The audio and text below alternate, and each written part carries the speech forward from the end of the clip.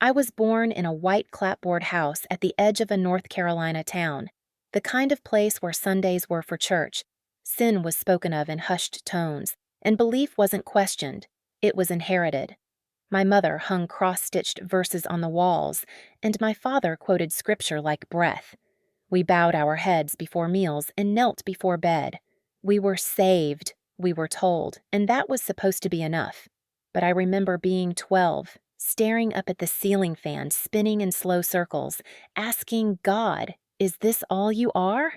That question haunted me into my teenage years. I didn't voice it aloud.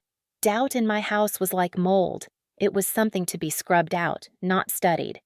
By the time I left for college at 19, a quiet ache had bloomed in me. Not rebellion, just a quiet sadness that I didn't feel the God I was told to know. I still went to chapel, still sang the hymns, but my prayers felt like they evaporated before reaching the ceiling. It was during my second semester at university when I first saw her. Her name was Noor. She wore a soft blue hijab wrapped neatly around her head, her eyes thoughtful behind dark lashes, her expression gentle but unreadable. We were in the same comparative literature class, studying Dante and Rumi. When she spoke, it was always deliberate, measured. She didn't try to impress anyone.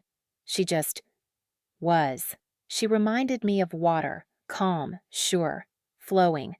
I remember one class when the professor brought up the concept of divine justice. A debate broke out, students getting loud, passionate, angry. Noor sat quiet for a while, then finally spoke. "If you believe in a merciful God, you must also accept that his justice may look different than yours." No one responded. There was nothing to argue. I don't know when exactly we became friends. It started with her offering me half of her baklava after class, then walks after lectures, long conversations on the campus lawn about poetry and politics and why life felt so loud all the time.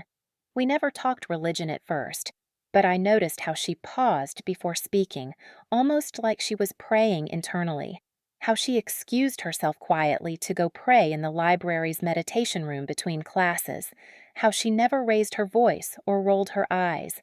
There was a peace in her that I envied. One afternoon, as golden leaves fell around us in mid-October, I asked her bluntly, "Do you ever feel like you're pretending when you pray?" She looked at me, her gaze gentle but piercing. "No," she said simply. "I feel seen." That word caught me off guard. Seen, like light cutting through murky water. I didn't say anything then, but that night I went back to my dorm, shut the door, and searched Qur'an online. I read silently until my eyes ached. Over the next few weeks, I kept going back. I read about Mary, peace be upon her, about Moses, Abraham, Jesus.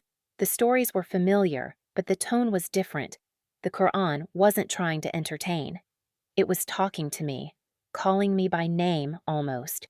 I started asking Noor questions, carefully at first, ashamed of how little I knew. But she never made me feel stupid. She never tried to convince me. She just answered, always ending with, "Only read with your heart open." And I did, night after night. Something inside me was shifting, quietly, like roots breaking through soil. I remember the night I knelt, not in the way I had before, but with my forehead to the ground. I whispered words I'd memorized in Arabic, shaking. I cried, not because I was afraid, but because I finally felt found. I knew I believed. I just didn't know what to do next. It took me 3 months to tell Noor.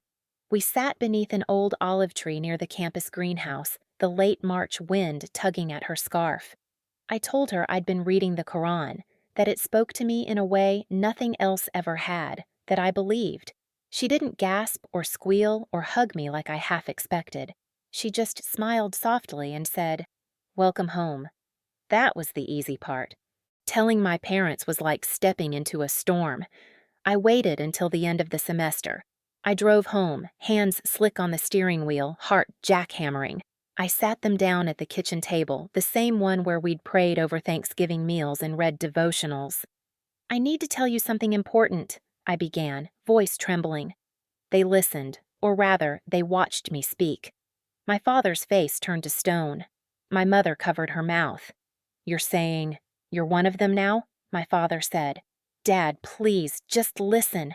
I still believe in God. I still believe in— You believe in a false God, in lies. This is evil, Claire." That was the first time he'd ever looked at me like I was a stranger. The shouting came next, then the silence, the cold, echoing kind. A week later, they asked me to leave. "We can't support this. You're lost.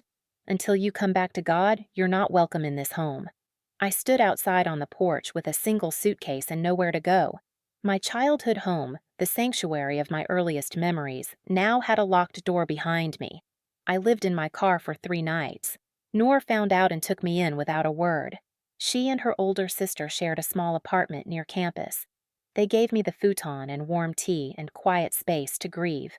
I cried every night, not because I doubted my decision, but because the pain of being unloved by the people who once held me in their arms felt unbearable.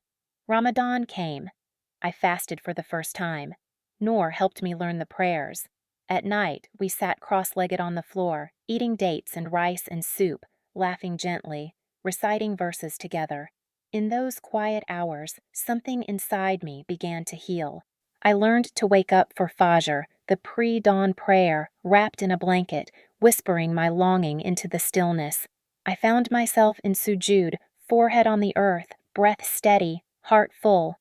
Loneliness never left entirely, but faith began to fill the spaces where pain had lived. I found a job at a local bookstore. I joined a study circle with other Muslim sisters who became my family in place of the one I lost. I began volunteering at a women's shelter. Slowly, my life reshaped itself, not around pain, but around purpose. Years passed. I graduated with honors in comparative religion. I gave talks about interfaith understanding. I wrote articles on spiritual transformation. Strangers began emailing me, thanking me for my words. Some even said I'd helped them feel closer to God. But I still prayed for my parents every night. One day, almost 5 years after I'd left home, I received a letter. A real one. Handwritten, folded neatly, with my mother's looping script on the front. "Claire, I read your article. Your father did too. I won't pretend we understand. But I see now that you never stopped being a good person. I'm sorry. We both are. If you ever want to come home, the door is open." I cried again, this time not from loss, but from gratitude. I returned that summer. My father met me at the front steps. His hair was grayer, his face lined. He didn't say much, just pulled me into an awkward, trembling hug. My mother cried when she saw me. She didn't let go for a long time. I still wear my hijab. I still pray 5 times a day. They still don't understand everything, but now they ask questions and they listen. Sometimes we sit at the same old kitchen table and talk about God, not with judgment, but with curiosity. It's not perfect, but it's real, and that's enough. Noor stood beside me when I married a kind, patient man who shared my faith. My parents came to the ceremony. They didn't say much, but they came. I now speak at universities and conferences. I mentor young converts. I tell my story, not because it's exceptional, but because it's proof that light finds you even in the darkest corners. My name is Claire. I am a Muslim. I am a daughter. I am not lost. I am found.